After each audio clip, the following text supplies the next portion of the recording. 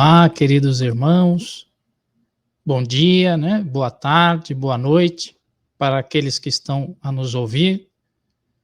Eu sou o Mário Mazei, do Centro Espírita Joana de Ângeles, e estou aqui agradecendo o convite do nosso querido Davi Ascenso para mais uma leitura e entendimento, né? Através do programa Espiritismo e Vida, em sua série Estudo Sistematizado do livro O Evangelho segundo o Espiritismo. Hoje, em especial, nós vamos falar a respeito do capítulo 8, né? De Bem-aventurados os que têm puro o coração.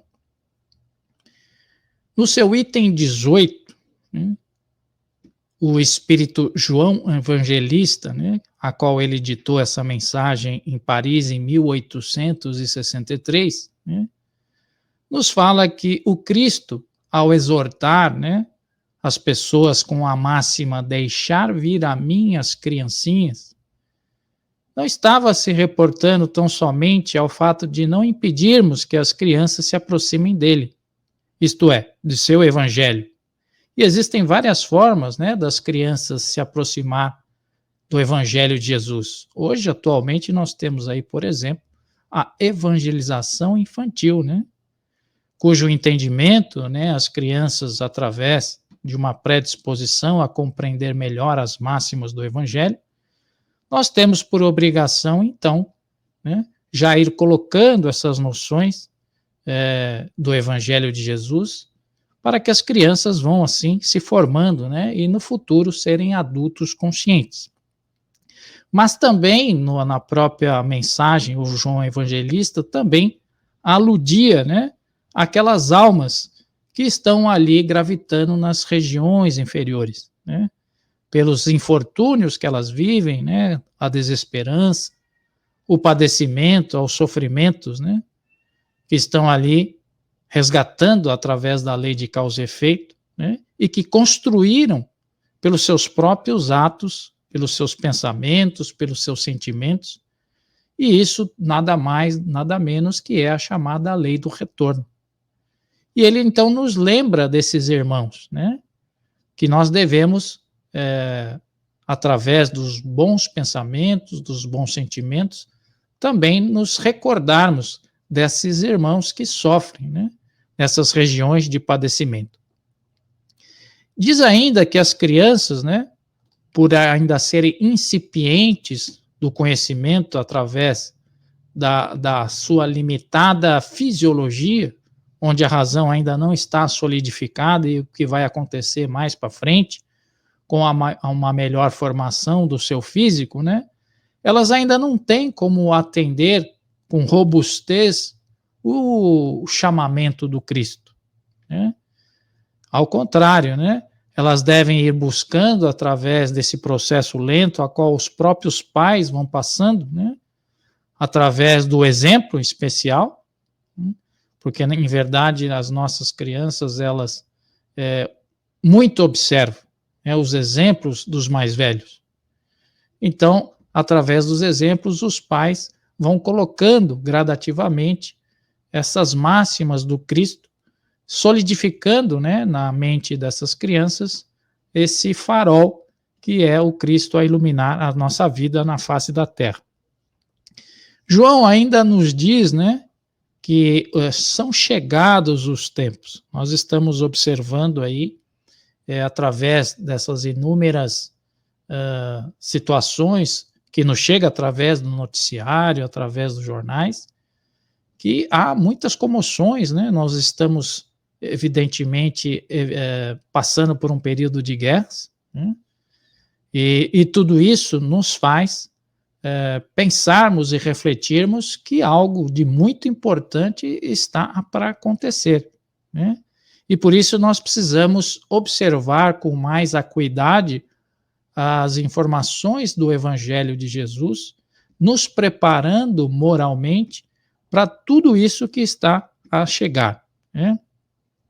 Nós precisamos que essas verdades se solidifiquem em nossas vidas, não só pela teoria, mas também pelas nossas ações, pelos nossos atos práticos, que evidentemente dia a dia, né, diariamente, a vida nos propõe. Porque tudo que nos acontece segue, né, uma normativa, segue um encaminhamento por parte da espiritualidade maior, nos propondo novos desafios. Esses desafios que nos acontecem quando estamos imbuídos com as máximas do Cristo, fica mais fácil, né, de nós vencermos. Nós temos ainda um tempo para realizar essas verdades, mas, em verdade, tudo acontece de forma com que nós observemos, né, atentamente tudo aquilo que está a nos acontecer à nossa volta, né? Porque, evidentemente, o que está a acontecer à nossa volta está nos propondo atitudes de renovação, nos propondo atitudes de melhoria, né? E esse tempo que nós temos aí para nos modificarmos é de suma importância, porque nós, como espíritas, como criaturas que estão, vamos dizer assim, dotadas de um conhecimento mais aprofundado, devemos ter maior responsabilidade em relação às ações que estão a nos acontecer. Devemos ser o exemplo maior nesses tempos difíceis em relação, por exemplo, à paciência, à tolerância, à indulgência, para que se estabeleça uma nova ordem de compreensão sobre as coisas. Porque essa nova ordem de compreensão coletiva, ela inicia-se nas suas individualidades. E nós, portadores de um conhecimento, né, portadores aí do chamado Consolador Prometido, nós temos que ser as ferramentas, né, mais apropriadas para que isso aconteça da melhor forma possível. Então, João Evangelista nos chama a responsabilidade para que possamos ser também os seguidores do Cristo como aqueles a exemplificar o seu evangelho. Ele é o farol, ele é o caminho, né, a verdade e a vida, e nós, como seguidores do Cristo, devemos dar o exemplo, partindo da premissa que somos responsáveis pelos nossos atos e pelas nossas ações. Já no item 19, né, não há uma denominação de um espírito pelo seu nome, apenas é um espírito protetor, né, que deu essa mensagem em 1861, lá em Bordeaux, né, e tem como subtítulo: Deixai, venha a mim as criancinhas, pois tenho o leite que fortalece os fracos, né? Então, nesse sentido, esse espírito conclama a todos os ignorantes, a todos os débeis, os tímidos, os aflitos, né, os infortunados, para que eles busquem o Cristo, né, para que eles busquem o bálsamo do Cristo Consolador, porque ele é o único capaz de curar as feridas, os remédios para todos os males. Quando então Cristo, né, lá em João, do capítulo 14 ao 16, nos fala a respeito do Cristo Consolador, né, a qual ele enviaria o Consolador prometido, né, ele nos deixa muito claro, né, que o Evangelho de Jesus é o único possível, é o único capaz de abrandar esses nossos sofrimentos, né, de trazer respostas para toda a sorte de sofrimentos que a humanidade hoje está a passar. E por isso, então, que ele conclama, né, a todos esses que sofrem, todos esses que passam aí pelos infortúnios, a seguir e a buscar o Cristo Consolador. Ele ainda nos ensina, o Espírito Protetor, né, que é preciso o amor, né, através da caridade. Que o amor através da caridade é o fogo sagrado, né, que deve sustentar toda a criatura, né? A gente sabe que o verdadeiro amor, aquele a qual Cristo nos amou, é um objetivo a conquistarmos. Nós ainda estagiamos no amor da animalidade, né? Agora precisamos nos aproximar do amor da divindade. E esse amor foi aquele que Cristo nos deixou, nos ensinou. E para que nós sigamos esse amor, o caminho, ele perpassa através da caridade. Não há como não ser diferente.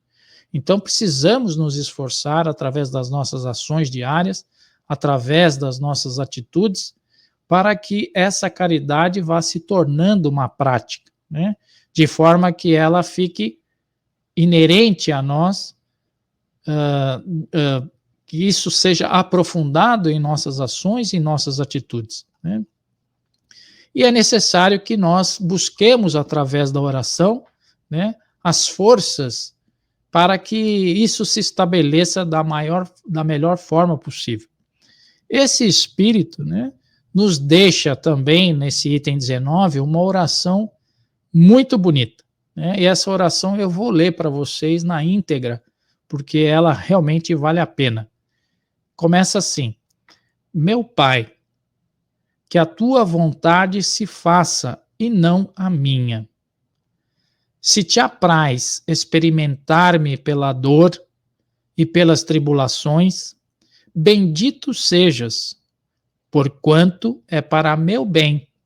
Eu o sei, que a tua mão sobre mim se abate. Se é do teu agrado, Senhor, ter piedade da tua criatura fraca, dá-lhe ao coração as alegrias sãs, benditos seja ainda. Mas faze que o amor divino não lhe fique amodorrado na alma, que incessantemente faça subir aos teus pés o testemunho do teu reconhecimento. Então veja que interessante essa oração, né? Quando ele diz que se faça a sua vontade e não a minha, geralmente a gente pede ao contrário, né? Geralmente a gente sempre pede que faça o nosso querer, né? Que Deus, de alguma forma, dê aquilo que nós estamos ansiando e desejando. E ele já mostra, né, toda a resignação e toda a humildade, dizendo: não faça o que eu quero, mas faça o que tu queres de mim. E aí já é um sinal de elevação espiritual. E ainda diz, né, que através das tribulações, né, de todas as coisas que acontecem com ele, isso é uma benção, né? Porque através dessas situações ruins, ele cresce, né? Através dessas tribulações, ele chega mais próximo do Pai, né?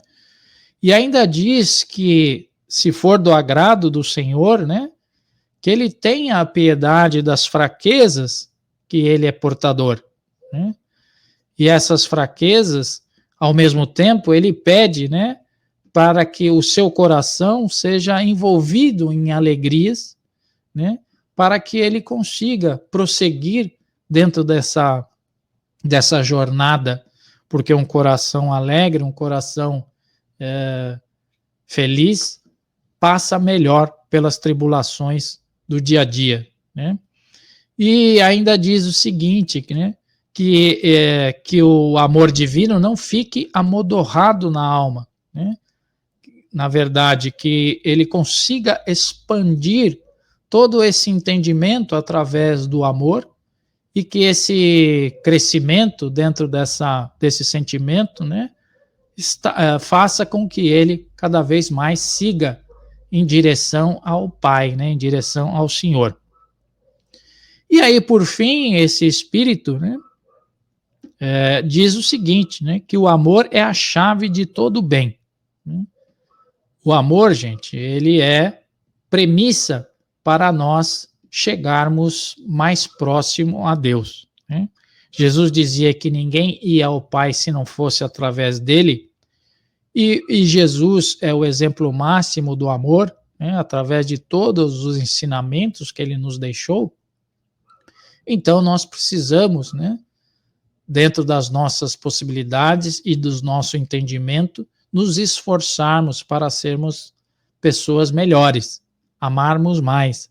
E para amarmos mais, né, é necessário que pratiquemos a caridade. Essa caridade, gente, ela tem que ser cultivada com fervor, né, com sinceridade, e estarmos com todos os nossos objetivos empenhados para a fraternidade, né? Esse processo é um processo gradativo, é um processo que não acontece da noite para o dia, mas que nós necessitamos diariamente nos esforçarmos para que essa prática seja usual em nossas vidas.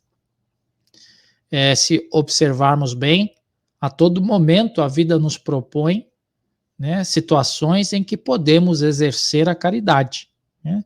Seja num sorriso amigo, né, numa palavra fraternal que possamos distribuir para alguém que chega próximo de nós, na paciência, na tolerância e na indulgência com aqueles parentes difíceis, no nosso trabalho, onde podemos ter melhor compreensão, onde não julguemos, né?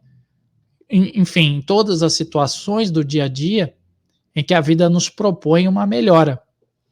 E essa melhora depende de nós, do nosso esforço diário para que isso aconteça, né?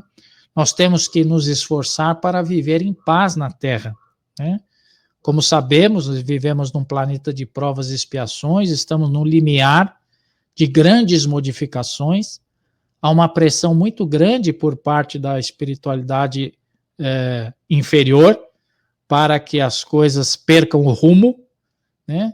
Através da suscitação da violência e tantos outros sentimentos de ordem inferior, onde parece que o mundo está na derrocada final, né?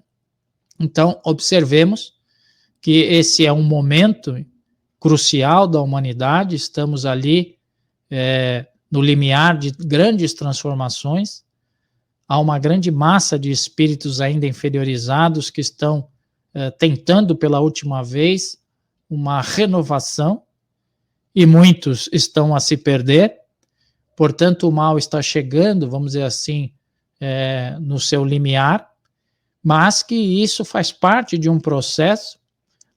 Lembremos que Jesus é o nosso governador planetário, está no leme da embarcação, ele conduz as coisas da melhor forma possível, sabendo que o homem, apesar de procrastinar, apesar de não fazer a sua parte, sabe que existe a lei do progresso atuando em todas as coisas, e nós, cedo ou tarde, iremos nos modificar. Infelizmente, as modificações que estão a acontecer são através da dor, do sofrimento. Essa pedagogia divina faz parte do processo de entendimento da criatura ainda em elevação. Obviamente, nos mundos mais adiantados, essa pedagogia não existe mais, né? Ela ainda é atuante nesses mundos ainda de provas e expiações, porque, infelizmente, nós só aprendemos com o mal, né? E aí, obviamente, através da lei da reencarnação, Deus nos dá novas oportunidades de reajuste, porque somente através dessa lei é que conseguimos ir nos ajustando, né, perante as leis do Altíssimo. Se nós não tivéssemos novas oportunidades de recomeço, então ficaria muito difícil, né, de nós nos tornarmos criaturas melhores mediante a tantas fraquezas que ainda somos portadores e de tantas pressões que nós vivenciamos no nosso entorno. Por isso, então, a necessidade de termos novas oportunidades para podermos recomeçar aquilo que evidentemente fizemos de errado, né? Através desse processo, né, chamado reencarnação, nós vamos nos melhorando, né? O amor vai adentrando em nossas atitudes, em nossas ações, e na medida que esse amor vai adentrando, nossa alma vai ficando mais leve, nosso coração mais doce, né? E isso vai nos elevando de tal forma que nós vamos sendo, vamos dizer assim, partícipes da grande comunidade de espíritos luminosos que são os prepostos da divindade. E, como sabemos, né, do átomo até o arcanjo, estamos inseridos nesse processo e nós um dia chegaremos a essa perfeição. Então, esse espírito protetor, né, nos deixa esses ensinamentos, nos mostrando que o caminho não é outro senão através do amor, tá certo? E nós vamos então ficando por aqui, agradecendo aí a oportunidade de estarmos mais uma vez falando a respeito do Evangelho, agradecendo ao nosso querido irmão Davi Ascenso, a todos os ouvintes do canal Espiritismo e Vida, e que possamos, numa próxima oportunidade, estarmos de volta para continuar comentando o Evangelho de Jesus. Fiquem com Deus, Deus ampare a todos, Jesus ilumine o coração de cada um de vocês e os nossos benfeitores estejam sempre a nos exortar ao caminho do bem. Obrigado e até a próxima, se Deus quiser. Tchau, tchau.